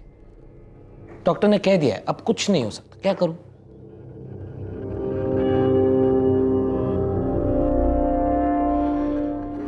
कहते हैं कि जिंदगी देना उसके हाथ में। इंसान चाहे कितनी भी कोशिश कर ले, होता वही है जो ऊपर वाले की मर्जी होती। लेकिन कुछ इंसानों में इंसानियत छोड़कर हैवानियत अपनाने की क्षमता होती है। वो ये भूल जाते हैं कि उनके घिनौने अपराध की कीमत उन्हें चुकानी ही पड़ती है। ऐसा क्या हो जाता है कि इंसान के अंदर कि वो किसी दूसरे इंसान की जान लेने को तैयार हो जाता है? किसी को मार कर क्या कभी कुछ हासिल हो सकता है? देखो, मुझे भी बुरा लगा कि उस दिन मैं तुम्हारी हेल्प नहीं कर पाया। उस दिन के बाद मैंने बहुत सोचा। मुझे सिर्फ एक ही सॉल्यूशन नजर आ रहा है। क्या? ऑपरेशन करना होगा। ये ऑपरेशन काफी कॉम्प्लिकेटेड होगा। कीजिए ना। देखो, ऑपरेशन काफी रिस्की है, इसलिए पैसे भी ज्यादा लगेंगे। कितने? 35,000। 35,000? जयेश, ज्यादा सोच मत, दे दे। कहां से लाऊं? पिछली बार एफडी तोड़वा के दिए पैसे, अब कहां से लाऊं? जब दहेज देने की बात आएगी ना तो कमर टूट जाएगी। इससे अच्छा है अभी किसी से उधार ले ले। लाखों का कर्जा लेने से अच्छा है ना हजारों की उधारी ले ले। ये सही कह रहे जयेश, इस मौके को हाथ से जाने मत दे। बस अम्बे माँ इस मुसीबत से छुटकारा दिला दे।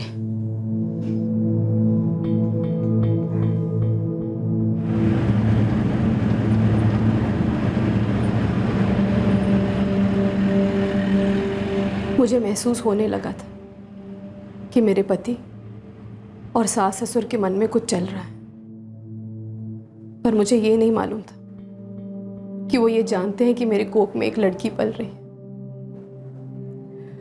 उस दिन जब जयेश मुझे फिर से डॉक्टर मिस्त्री के क्लिनिक में लेकर गए, मैं नहीं जानती थी कि मेरे साथ क्या होने वाला था।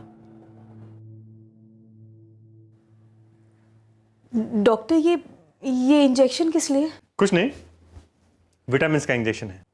लेकिन विटामिन के लिए तो मैं दवाइयाँ ले रही हूँ, और इसके पहले की 2 प्रेगनेंसी में भी इन महीनों में मैंने कभी कोई इंजेक्शन नहीं लिया। फिर तब की बात और थी, तब आपकी उम्र भी तो कम थी। आफ्टर 30 कुछ चेंजेस आते हैं बॉडी में, तभी एक्स्ट्रा विटामिन की जरूरत पड़ती है।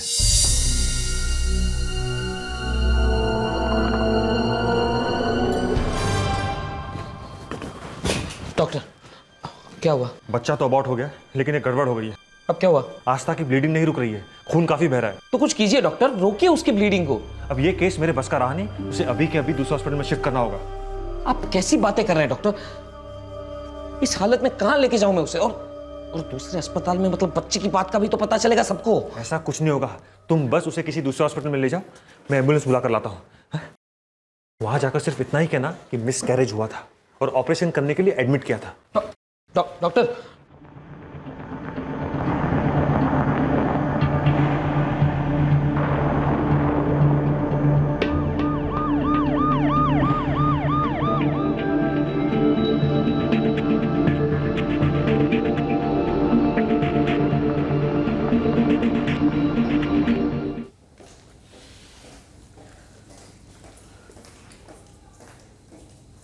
I am sorry mister Jayesh, यहाँ आने से पहले उनका काफ़ी खून बह चुका था। हम आपकी वाइफ को नहीं बचा पाए हैं। हाँ जयेश, बच्चे का काम हो गया ना? हाँ बाबूजी, लेकिन आस्था। क्या हुआ आस्था को? आस्था नहीं रही। आस्था नहीं रही? ये सब बच्चा गिराने की वजह से हुआ? हाँ। ये सब गड़बड़ी की वजह से हम पर कोई मुसीबत तो नहीं आएगी ना? मेरी डॉक्टर मिस्त्री के साथ बात हो गई है, वो सर्टिफिकेट दे देंगे कि बच्ची माँ के पेट में ही मर चुकी थी, इसीलिए ये ऑपरेशन करना पड़ा। माँ की जान बचाने के लिए ये ज़रूरी था, और इस अस्पताल के डॉक्टर्स भी वही कहेंगे, क्योंकि मैंने उनसे वही कहा है। मैं आस्था के मायके वालों को खबर कर देता हूँ। क्या ये सब कैसे हो गया? क्या हुआ आस्था को?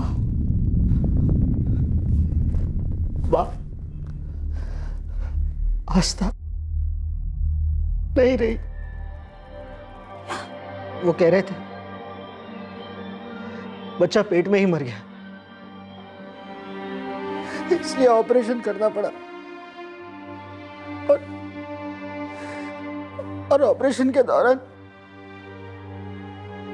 ऐसा कैसे हो सकता है अंकित? मेरी रोज बातें होती थी फोन पर आस्था से।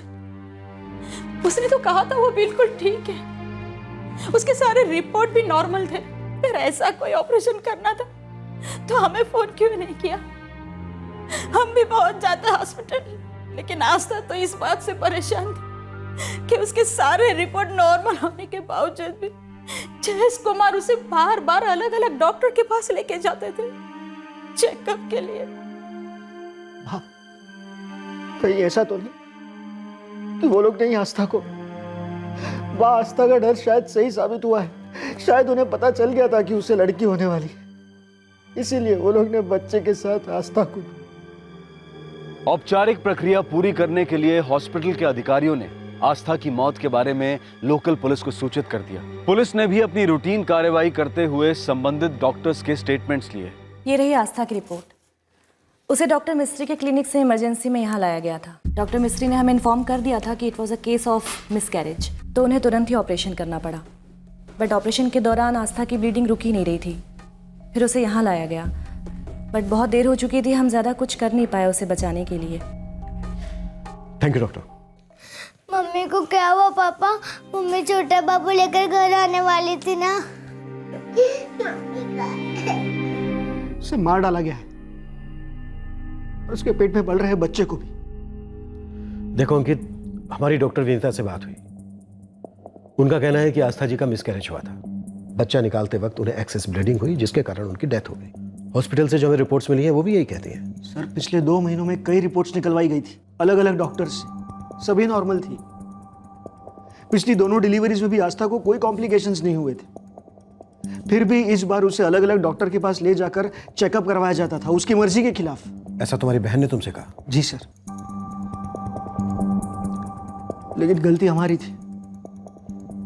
हमने ही उसकी बातों पर ध्यान नहीं दिया। लेकिन सर, आस्था का कहना था कि उसके ससुराल वाले नहीं चाहते थे कि इस बार भी उसे फिर से लड़की हो। इस बात से भी वो बहुत परेशान थी। मुझे लगता है जरूर उन लोग को इस बात का पता चल गया होगा कि इस बार भी उसे लड़की होने वाली है, इसीलिए वो डॉक्टर के पास जाकर ये सब चेकअप करवाते थे। अंकित, हमारी डॉक्टर मिस्त्री से भी बात हुई जिन्होंने आस्था जी का ऑपरेशन किया था, लेकिन उनका तो कुछ और ही कहना है। बच्चा कोख में ही मर चुका था इंस्पेक्टर, और प्रेगनेंसी को 21 हफ्ते हो चुके थे। ऐसे में अबॉर्शन का तो सवाल ही नहीं उठता था। माँ को बचाने के लिए बच्चे को कोख से निकालना जरूरी था। हमारे पास कोई ऑप्शन ही नहीं था। मुझे अफसोस है कि मैं उनको बचा नहीं सका। डॉक्टर विनीता ने भी हमें यही बताया कि बच्चा निकालते वक्त आस्था जी का गर्भाशय फट गया था, जिसकी वजह से एक्सेस ब्लीडिंग हुई और उनकी मौत हो गई। सर, मैंने कहा आपसे कि सभी रिपोर्ट्स नॉर्मल थे, लेकिन अलग अलग टेस्ट करवाते थे वो। आस्था को जरा भी तकलीफ नहीं थी, और एक दिन अचानक यूं ऑपरेशन करवा दिया बिना किसी को बताए। सर, ये जयेश और उसके परिवार की साजिश थी, मेरी बहन और उसके बच्चे को मारने की। ये मैं यकीन के साथ कह सकता हूं। परमार, डॉक्टर्स की रिपोर्ट से तो यही नजर आता है कि एक्सीडेंटल डेथ का केस है, लेकिन भाई कहता है कि साजिश है। बेटे की चाहत में हुआ ये सब। वैसे सर, 2 नॉर्मल डिलीवरीज के बाद भी आस्था को प्रेगनेंसी के वक्त अलग अलग डॉक्टर्स के पास चेकअप के लिए लेकर जाना, ऊपर से खुद आस्था का अपने भाई से इस बात को कहना कि उस पर बेटे के लिए दबाव था, शक तो पैदा करता है। और जिसे मिसकैरेज कहा जा रहा है, आखिर कोख में थी तो बेटी ही। तहकीकात तो बनती है परमार। वैसे भी बेटे की चाहत में बेटियों को बलि चढ़ाना हमारे देश में कोई नई बात नहीं है। मैं एक काम करता हूं सर, मैं जयेश की फैमिली की डिटेल्स निकालता हूं और जिन जिन डॉक्टर्स के पास उसको चेकअप के लिए लेकर गए थे उनसे भी बात करता हूं। अगर ऐसा कुछ भी है तो सामने जरूर आएगा। अगर आस्था और उसकी बेटी किसी की पिछड़ी सोच की बलि चढ़ी है तो उन्हें इंसाफ दिलाना हमारी जिम्मेदारी है। परमार सर, डिटेल्स निकालना शुरू करो। सर,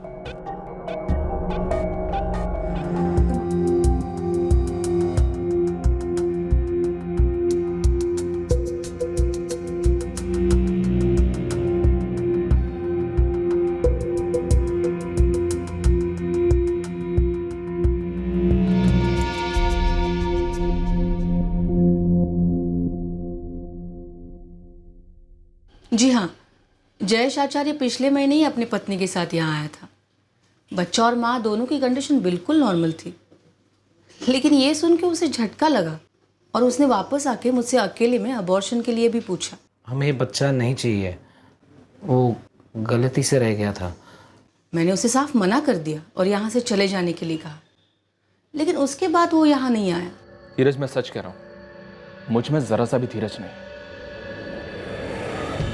अगर तूने मुझसे झूठ बोला या कोशिश भी की तो मैं तुझे इतना मारूंगा कि तू हमेशा हमेशा के लिए दवाइयां बेचना भूल जाएगा।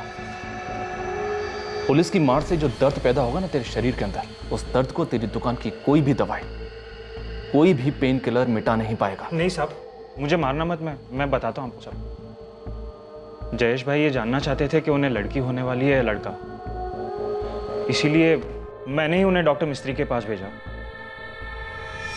मैं जानता था कि डॉक्टर मिस्त्री पैसा लेके ये काम करते हैं। वहां जाके उन्हें पता लगा कि आस्था भाभी को लड़की होने वाली है और वो लोग नहीं चाहते थे कि लड़की हो। धीरज आया नहीं? आपको पता नहीं, धीरज भाई को तो पुलिस अपने साथ ले गई। पुलिस? हाँ, और कुछ बताया भी नहीं कि क्यों ले जा रही है। बापूजी, पुलिस धीरज तक पहुंच गई है, पक्का हम तक भी पहुंचेगी। लेकिन पुलिस को हम पर शक हुआ कैसे? ये सब अंकित और उसकी माँ का किया धरा है। अब क्या करें?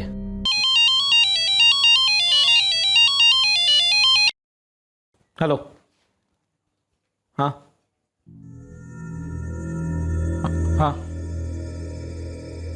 ठीक है, हम पहुंचते। कौन था? पुलिस स्टेशन बुलाया हम सबको। क्या हुआ पापा? कुछ नहीं बेटा, तुम लोग अंदर जाओ, खेलो, मैं आता हूँ। हाँ? एक काम कर बेटा, तुम अकेले ही चले जाओ। वो लोग कुछ भी बोले ना तो अपनी बात पे अड़े रहना और कहना मैंने कुछ नहीं किया है। हाँ, सही कह रहे तेरी बा। अगर हम तीनों जाएंगे तो तीनों फंसेंगे, एक दूसरे की मदद भी नहीं कर पाएंगे। झूठ है ये सब। लगता है अंकित को अपनी बहन की मौत का सदमा लगा है, इसीलिए ये सब बकवास बातें फैला रहा है वो। सदमा तो अब तुझे लगेगा जयेश, क्योंकि तेरी एक घटिया सोच अब सबको पता चल चुकी है।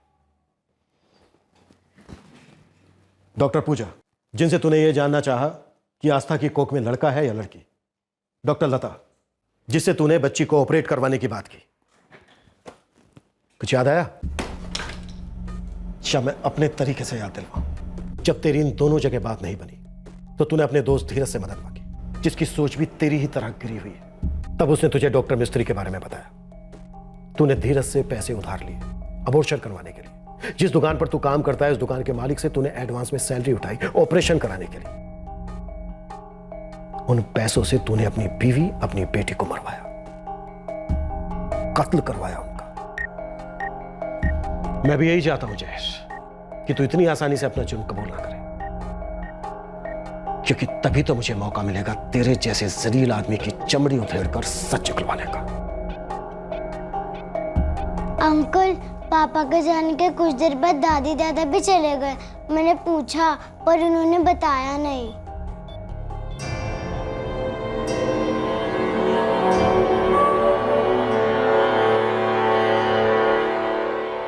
सरासर झूठ है ये। कोई मेरी इमेज खराब करने की कोशिश कर रहा है। ये बोर्ड भी लगाया है हमने, देखिए। सर, मैं ऐसा इलीगल और इनह्यूमन काम करने की सोच भी नहीं सकता। सोच तो आप ये भी नहीं सकते डॉक्टर मिस्त्री कि अगर हमने आपका ऑपरेशन किया तो आपका क्या होगा। शायद वही जो आस्था के साथ हुआ। आपकी भी ब्लीडिंग नहीं रुकेगी और इमरजेंसी में आपको दूसरे हॉस्पिटल में शिफ्ट करना पड़ सकता है। जयेश ने अपना मुंह खोल दिया है और आपकी पोल भी। चलिए, हमने अपने लॉकअप में आपके ऑपरेशन की सारी तैयारियां करके रखी है।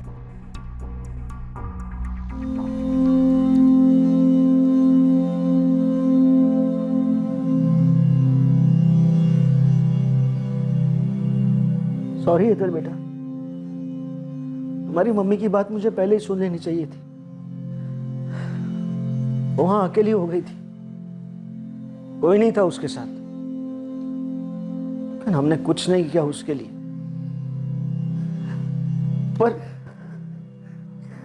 पर तुम दोनों को मैं अकेला नहीं छोड़ूंगा। तुम्हारी मम्मी ने तुम्हारे लिए जो भी जिंदगी सोची है वो देने की पूरी कोशिश करूंगा, कोई कमी नहीं आने दूंगा।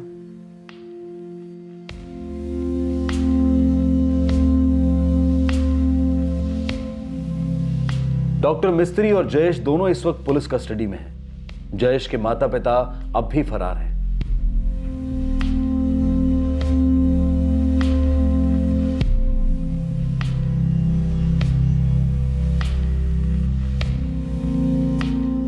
डॉक्टर मिस्त्री जिस मैटरनिटी होम में काम करते थे उसका रजिस्ट्रेशन कैंसिल करने की प्रक्रिया शुरू कर दी गई है। जल्द ही हॉस्पिटल सील कर दिया जाएगा। डॉक्टर मिस्त्री के स्टेटमेंट के मुताबिक हॉस्पिटल के 2 डायरेक्टर्स भी इन गैर कानूनी गतिविधियों में शामिल थे और उसमें साथ दे रहे थे। हालांकि वो दोनों डायरेक्टर्स भी इस वक्त फरार हैं। जयेश, उसके माता पिता, डॉक्टर मिस्त्री और हॉस्पिटल के संचालक, इन सभी आरोपियों पर आईपीसी की धारा 114 के तहत अपराध को बढ़ावा देने के लिए, धारा 120B के तहत आपराधिक षड्यंत्र के लिए, धारा 304 के तहत गैर इरादतन हत्या के लिए, धारा 313 के तहत बिना महिला की इजाजत के उसका गर्भपात करवाने के लिए, धारा 314 के तहत गर्भपात के प्रयास के दौरान हुई हत्या के लिए और PNDT prenatal diagnostic techniques act of 1994 की धारा 22 के तहत लिंग परीक्षण तकनीक का गलत इस्तेमाल करने के लिए बुक किया गया है। सभी फरार आरोपियों को वांटेड घोषित किया गया है। आस्था की जान बच सकती थी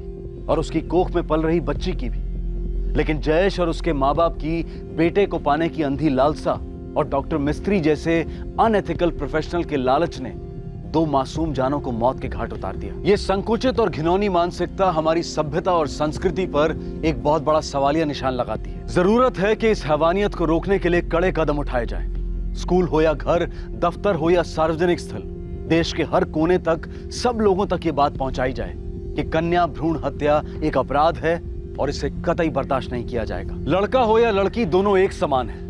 इस बात को सिर्फ मानने की ही नहीं बल्कि अमल में लाने की जरूरत है। आपसे फिर मुलाकात होगी अगले एपिसोड में एक और नए केस के साथ। तब तक सतर्क रहें, सुरक्षित रहें और देखते रहें क्राइम पेट्रोल सतर्क। सबक एक को, सीख हम सबको।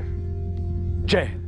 क्राइम पेट्रोल्स के और भी दिलचस्प कहानी देखने के लिए हमारे चैनल को सब्सक्राइब करें और बेल आइकॉन दबाना न भूलें।